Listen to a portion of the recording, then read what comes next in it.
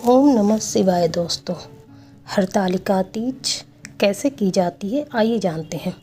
सर्वप्रथम चौकी पर लाल कपड़ा बिछाएं और शिव परिवार की फोटो या मूर्ति रखें। फिर चावल को पीला रंग करके उससे अष्टदल कमल बनाएं। अष्टदल कमल के ऊपर आप कलश को रखिए और कलश में गंगा जल, पुष्प, लौंग, सुपारी, हल्दी की गांठें और कुछ पैसे इसमें डाल दें। कलश में गंगा जल और जल दोनों मिलाकर आप डाल सकते हैं। उसके ऊपर एक कटोरी रखें जिसमें पीले रंग की चावल या हल्दी मिली हुई चावल आप उस पे रखें।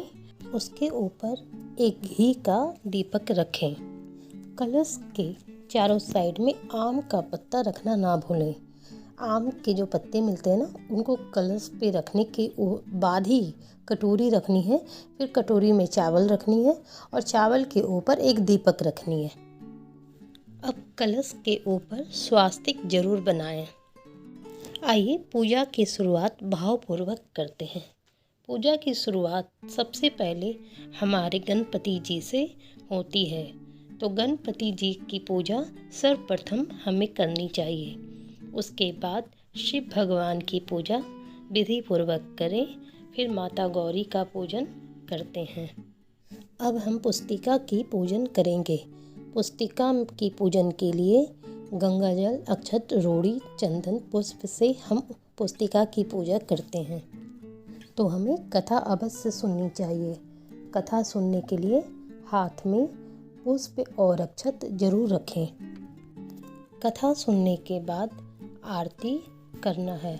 आरती सर्वप्रथम हमारे गणपति जी की आरती होती है।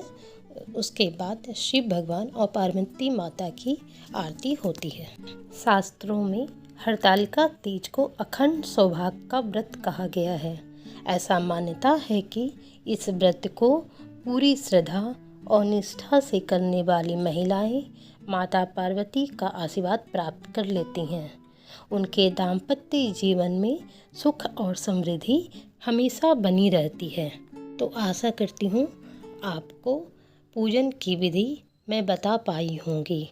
अगर मुझसे कोई भी त्रुटि, कोई भी गलती हो गई हो तो प्लीज़ मुझे आप छोटी बहन समझकर मुझे ज़रूर माफ़ कर दीजिएगा और मुझे आप बताइएगा कि हम और अच्छे से कैसे पूजा कर सकते हैं। तीज की आप सभी बहनों को बहुत बहुत शुभकामनाएं।